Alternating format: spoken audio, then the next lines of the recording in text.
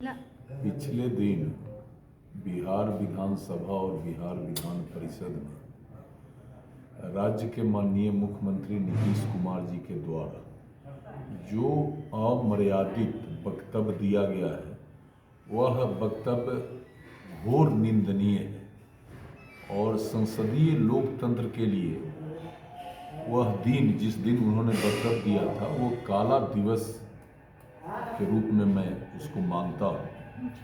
चूँकि राज्य का मुख्यमंत्री उस प्रदेश का आईना होता है और जिस तरह से महिलाओं के सामने उन्होंने अमर्यादित टिप्पणी की, पूरा बिहार ही नहीं पूरा देश उस टिप्पणी को सुनकर शर्मसार हो गया। मुख्यमंत्री के इस वक्तव्य को आरजेडी के जो नेता हैं तेजस्वी जी, उन्होंने उसका समर्थन किया। महागठबंधन के जितने दल हैं वो सब उस वक्तव्य का समर्थन कर रहे हैं। तो अब ये बिहार और देश की जनता को तय करना है कि मुख्यमंत्री का वो वक्तव्य क्या सभ्य समाज के लिए उचित था।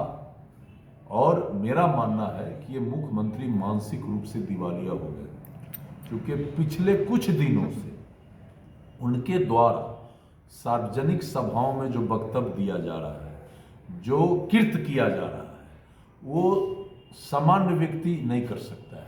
वो कोई न कोई असामान्य व्यक्ति और जिसका मानसिक स्थिति ठीक नहीं है वही कर सकता है। वैसे तो कुछ नेता का भी कहना है कि उनकी मानसिक स्थिति सही नहीं है। देखिए कुछ नेता का क्या कहना है, उनका जो कृत्य है वो देखकर स्वतः स्पष्ट है कि अब देखिए आदरणीय पूर्व मंत्री और स्वर्गीय महावीर चौधरी जी जो कांग्रेस के बड़े नेता थे, उनके पुण्यतिथि पर उनके घर जाकर श्रद्धांजलि उनको देना था।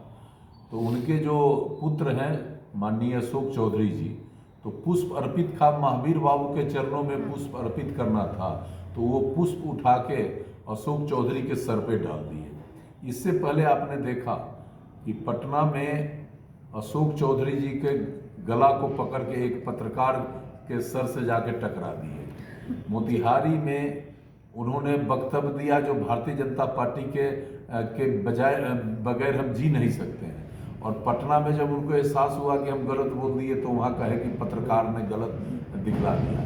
तो मानसिक रूप से आदरणीय मुख्यमंत्री जी दिवालिया हो गए हैं और इस वक्तव्य से पूरे दुनिया में बिहारियों का सर उन्होंने झुका दिया है।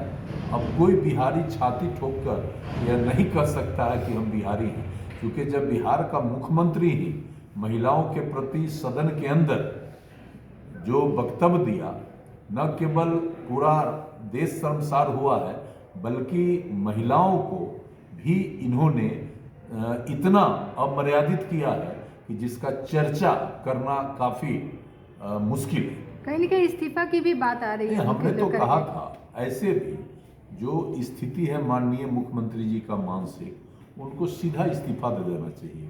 अगर वो इस्तीफा नहीं करते हैं और जो संवैधानिक पद पे महामहिम राष्ट्रपति महोदय हैं, महामहिम राज्यपाल महोदय हैं, इस पर अगर समय रहते कदम नहीं उठाते हैं तो आने वाले दिन बिहारियों को मुंह दिखाने लायक यह मुख्यमंत्री जी नहीं छोड़ेंगे। मुख्यमंत्री जी अपनी टिप्पणी पर माफी भी मांग रहे हैं, इस पर क्या कहेंगे? माफी मांगने से क्या होता है भाई, आप किसी का मर्यादा का हनन कर दीजिए, वो भी जो है सो लोकतंत्र के मंदिर में, और दावा करिए और जो बात बोल रहे हैं उसको उस पर आप पत्रकारों को इंगित करके उस बातों को आप मुस्तैदी से उस बातों को जो है सो समझाने का काम कर रहे हैं और फिर आप माफ़ी मांग रहे हैं।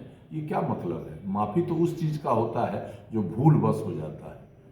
अब जो चीज़ आप दावे के साथ कह रहे हैं उसमें माफ़ी मांगने का स्कोप कहाँ है? इसलिए माननीय मुख्यमंत्री जी को स्वतः इस्तीफा दे देना चाहिए। यदि वो इस्तीफा नहीं देते हैं तो आगे इससे भी बुरा दिन मुख्यमंत्री के द्वारा हम सबको दिखलाया जाएगा और हम लोग इसके लिए काफ़ी चिंतित हैं, काफ़ी हम सब परेशान।